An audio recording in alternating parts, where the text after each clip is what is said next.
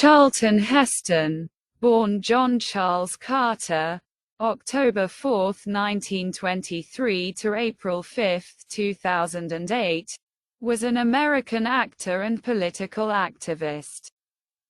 He gained fame for his leading male roles in numerous Hollywood films, including biblical epics, science fiction films, and action films. It won an Academy Award, as well as nominations for 3 Golden Globe Awards and 3 Primetime Emmy Awards. He won numerous honors, including the Jean Hersholt Humanitarian Award in 1978, the Cecil B. DeMille Golden Globe Award in 1967, the Screen Actors Guild Lifetime Achievement Award in 1971, the Kennedy Center Honors in 1997 and the Presidential Medal of Freedom in 2003. Heston gained fame with his lead roles as Moses in The Ten Commandments, 1956, and as the lead in Ben-Hur, 1959. The latter of which earned him the Academy Award for Best Actor. His other notable credits include The Greatest Show on Earth, 1952, Secret of the Incas, 1954, Touch of Evil, 1958. The Big Country, 1958, El Cid, 1961, The Greatest Story Ever Told, 1965, Khartoum, 1966, Planet of the Apes, 1968, Julius Caesar, 1970, The Omega Man, 1971, Antony and Cleopatra, 1972. Soylent Green, 1973, The Three Musketeers, 1974, Airport 1975, 1974, Earthquake, 1974, and Crossed Swords, 1978. He later starred in Mother Lode, 1982, Tombstone, 1993, True Lies, 1994, Alaska, 1996, and Hamlet, 1996. In the 1950s and early 1960s, he was one of a handful of Hollywood actors who openly denounced racism and was also an active supporter of the civil rights movement. In 1987, Heston left the Democratic Party and became a Republican, founding a conservative political action committee and supporting Ronald Reagan. Heston served 5 terms as president of the National Rifle Association, NRA, from 1998 to 2003. After announcing that he had Alzheimer's disease in 2002. He retired from acting and the NRA presidency. Heston was born in Cook County, Illinois, to Lila, née Baines, 1899 to 1994, and Russell Whitford Carter, 1897 to 1966, a sawmill operator. His autobiography states that he was born in Wilmette, Illinois, while most sources state that he was born in neighboring Evanston, Illinois. His birth certificate, registered when he was 11 days old, lists his name as Charlton Carter and says he was born in Evanston. Heston said in a 1995 interview that he wasn't very good at remembering addresses or his early childhood. Heston is of part Scottish descent, including the Fraser clan, but most of his ancestry is English. His earliest colonial ancestors arrived in America from England in 1600. His maternal great-grandfathers and namesakes were the Englishman William Charlton of Sunderland and the Scottish Mary Drysdale Charlton. They emigrated to Canada, where his grandmother, Marianne Emily Charlton, was born in 1872.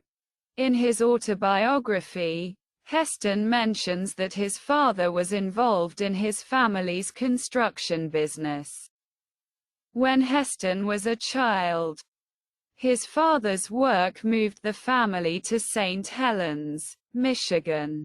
This was a rural, heavily forested part of the state, and Heston lived an isolated but idyllic existence, spending much time hunting and fishing in the backwoods of the area.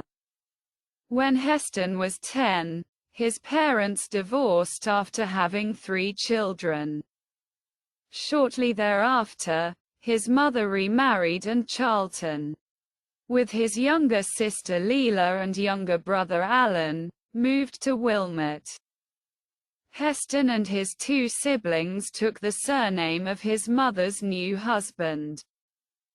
The 3 children attended high school in New Trier, which would also become the high school for movie stars Rock Hudson and Anne Margaret. He recalls living there. All the kids play pretend.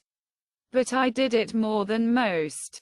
Even when we moved to Chicago, I was more or less a loner. We lived in a North Shore suburb where I was a scrawny backwoods girl and all the other kids looked rich and understood girls.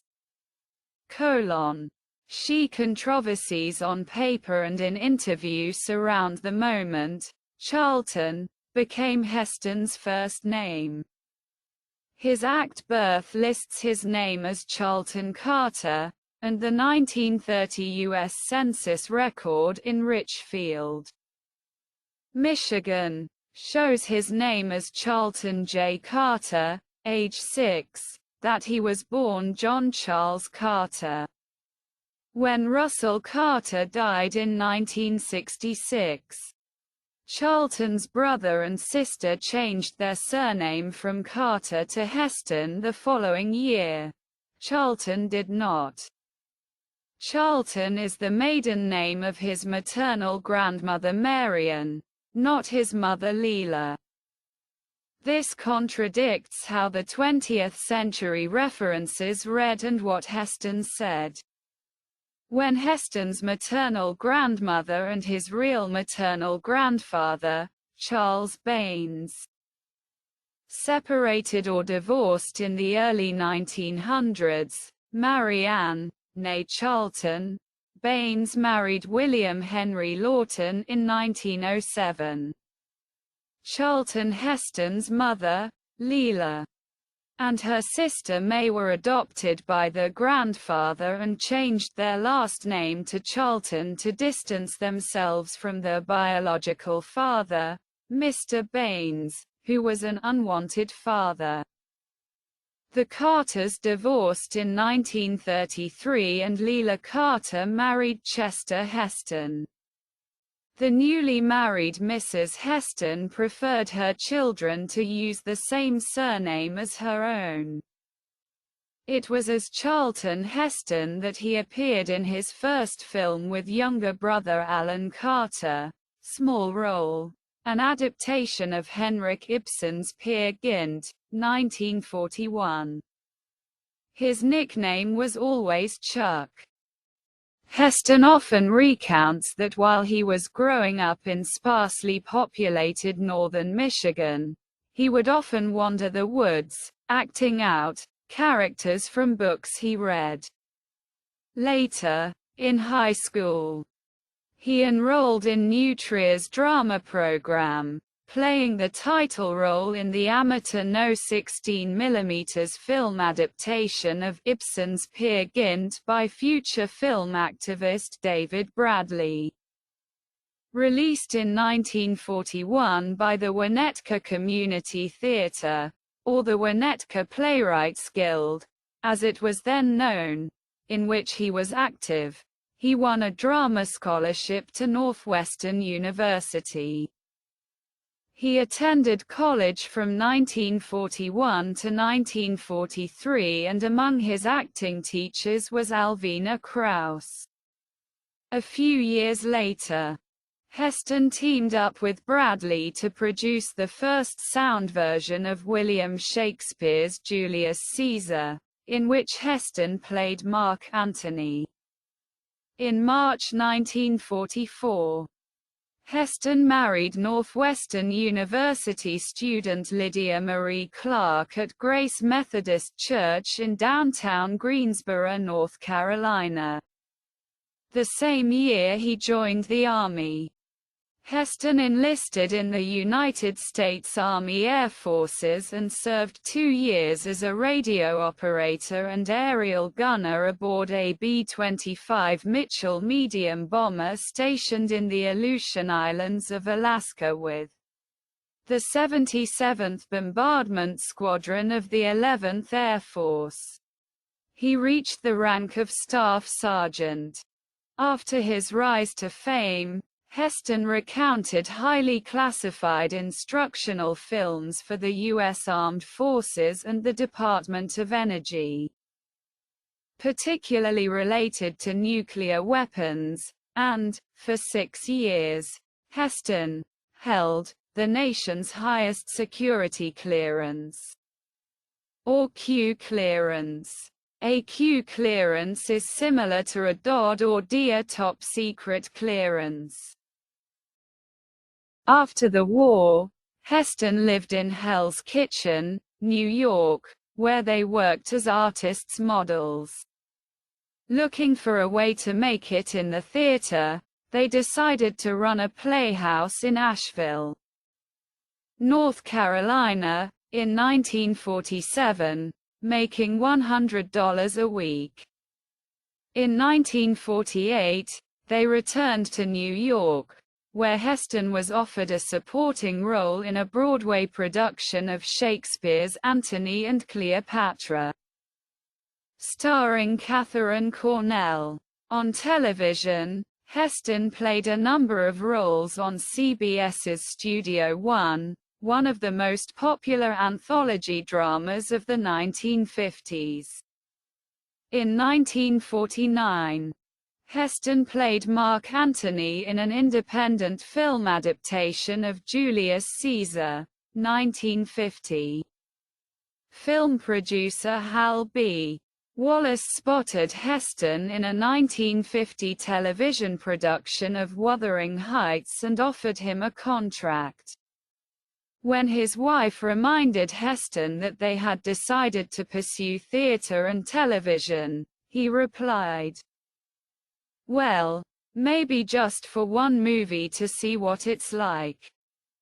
Heston's first professional film appearance was the lead role at age 26 in Dark City, a 1950 film noir produced by Hal Wallace. His breakthrough came when Cecil B. DeMille cast him as a circus manager in The Greatest Show on Earth, which was named by the Academy of Motion Picture Arts and Sciences as the Best Picture of 1952. It was also the most popular film of that year. King Vidor used Heston in the melodrama with Jennifer Jones, Ruby Gentry, 1952. He followed it with a western at Paramount, The Savage, 1952. Playing a white man raised by Native Americans. 20th Century Fox used him to play Andrew Jackson in The President's Lady, 1953, with Susan Hayward. Back at Paramount, he was Buffalo Bill in Pony Express, 1953. He followed this with another western, Arrowhead, 1953. In 1953, Heston was Billy Wilder's first choice to play Sefton in Stalag 17. However, the role was given to William Holden, who won an Oscar for it. Hal Wallace reunited Heston with Elizabeth Scott in the melodrama Bad for Each Other, 1953. In 1954 he made 2 adventure films for Paramount Pictures. The Bear Jungle had him fighting a plague of killer ants. He starred in Secret of the Incas, which was filmed on location at the Machu Picchu archaeological site and has many similarities to Raiders of the Lost Ark, which came out a quarter of a century later.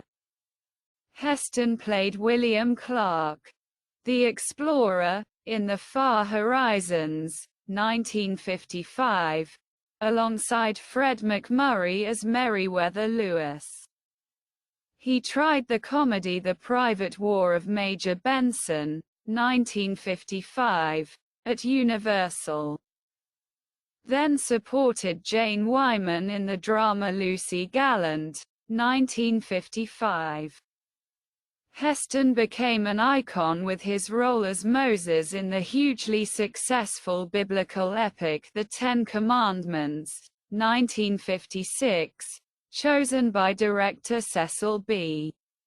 DeMille, who thought Heston bore a striking resemblance to Michelangelo's statue of Moses. DeMille cast Heston's 3-month-old son, Fraser Clark Heston, in the role of baby Moses. The Ten Commandments became one of the biggest box office successes of all time and is the 8th highest-grossing film adjusted for inflation. His portrayal of the Jewish prophet and deliverer was praised by film critics. The Hollywood Reporter described him as wonderful, handsome and princely, and human, in the scenes that deal with him as a young man, and majestic and terrible as his role calls for it. The New York Daily News wrote that he is remarkably effective both as the young, princely Moses and as the patriarchal savior of his people. His performance as Moses earned him his first Golden Globe Award nomination for Best Actor, Motion Picture Drama and Spain's Fotogramas de Plata Award for Best Foreign Actor. When the Egyptian Theatre reopened in December 1998, it screened Cecil B. DeMille's 1923 original The Ten Commandments, which premiered there 75 years ago. Charlton and Lydia Heston were guests of honor at this opening and were seated with their longtime friends, brothers Charles Elias Disney and Daniel H. Disney. Heston returned to westerns with Three Thugs, 1957. Universal tried to interest him with a thriller starring Orson Welles, Touch of Evil. Heston agreed to star in it if Welles directed. The film is considered a classic masterpiece. He also had a rare supporting role in William Wyler's The Big Country with Gregory Peck and Burl Ives. Heston got another chance to play Andrew Jackson in The Buccaneer, 1958, produced by DeMille and starring Yul Brynner. After Marlon Brando, Burt Lancaster and Rock Hudson turned down the lead role in Ben-Hur, 1959, Heston accepted the role, winning the Academy Award for Best Actor.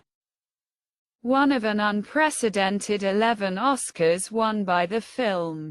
After Moses and Ben-Hur, Heston identified more with the biblical epics than any other actor. He later voiced Ben-Hur in an animated television production of Lew Wallace's novel in 2003. Heston followed it up with The Wreck of the Mary Dear, 1959, starring Gary Cooper, which was a box office disappointment. Heston turned down the title role opposite Marilyn Monroe in Let's Make Love to star in Ben W. Levy's play The Tumbler, directed by Laurence Olivier. Called by Time a terrifyingly pretentious drama in verse, the production went through a difficult out-of-town tryout in Boston and closed after 5 performances on Broadway in February 1960. Heston, a great admirer of the actor Olivier, took over the play to work with him as a director. After the play failed, Heston told columnist Joe Hyams, "I feel like I'm the only one who came out with a profit.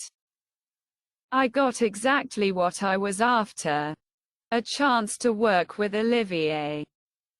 I learned things from him in 6 weeks that I would never have learned otherwise. I think I ended up being a better actor." Heston loved acting on stage, believing it revitalized him as an actor. He never returned to Broadway, but played in regional theaters. His most frequent stage roles include the title role in Macbeth and Mark Antony in Julius Caesar and Antony and Cleopatra. Heston considered himself a Shakespearean actor and collected significant works by and about William Shakespeare. He played Sir Thomas More in A Man for All Seasons in several regional productions in the 1960s, 1970s and 1980s, eventually playing him in London's West End. The play was a success and the West End production was taken to Aberdeen, Scotland for a week at His Majesty's Theatre.